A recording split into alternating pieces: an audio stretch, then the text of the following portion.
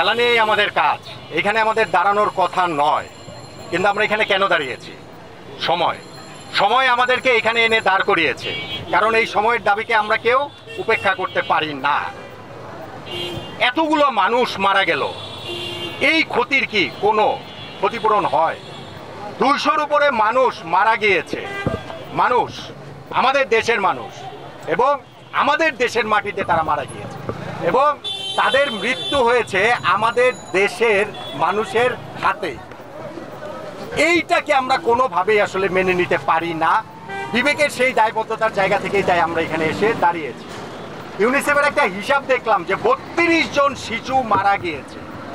সেই শিশুটা তো আমার আপনার শিশু হতে পারত, আমাদের যে কারো শিশুই হতে পারত। আমরা তাহলে কাদের জন্য এই দেশটা তৈরি করছি? কাদের জন্য এই দেশটাকে আমরা বিনির্মাণ করার চেষ্টা করছি? আমাদের আগামী প্রজন্মের জন্য। তারাই যদি এই দেশে নিরাপদ না হয়, তাহলে নিরাপদ আর কারা? আমরা তাই এইখানে আমরা ক্রীড়া সাংবাদিকরা এখানে দাঁড়িয়েছি একটাই দাবি নিয়ে। শিক্ষার্থী জনতার উপর এই যে নৃশংসতা হয়েছে, গত 2 সপ্তাহের বেশি সময় ধরে যেই নৃশংসতা চলছে, এইটা বন্ধ হোক। এইটা যেন ইমিডিয়েটলি বন্ধ হয়। একটাও আর যেন অনাকাঙ্ক্ষিত মৃত্যু না হয়। আমরা স্বাভাবিক মৃত্যুর গ্যারান্টি চাই। এই চাওয়া কি এই রাষ্ট্রের কাছে খুব বেশি কিছু তো না। আমরা একটা স্বাভাবিক মৃত্যুর গ্যারান্টি চাই, এইটুকুই শুধু রাষ্ট্রের কাছে আমাদের চাওয়া, অন্য কোনো কিছুই নয়। আমরা বৈষম্যমুক্ত সমাজ চাই। আমাদের সামনে একটা সুযোগ এসেছে। এই ছাত্র আন্দোলন যেটা শুরু হয়েছিল, এখন সেটা ছাত্র জনতার আন্দোলনে রূপান্তরিত হয়েছে। সেইখান থেকে বৈষম্যমুক্ত সমাজের দিকে আমরা এগিয়ে যাওয়ার পথে অনেক দূর আমরা এগিয়ে যেতে পারি। আমাদের তরুণ প্রজন্ম আমাদেরকে সেই সাহসটা দেখিয়েছে, সেই পথটা তারা আমাদেরকে দেখিয়েছে।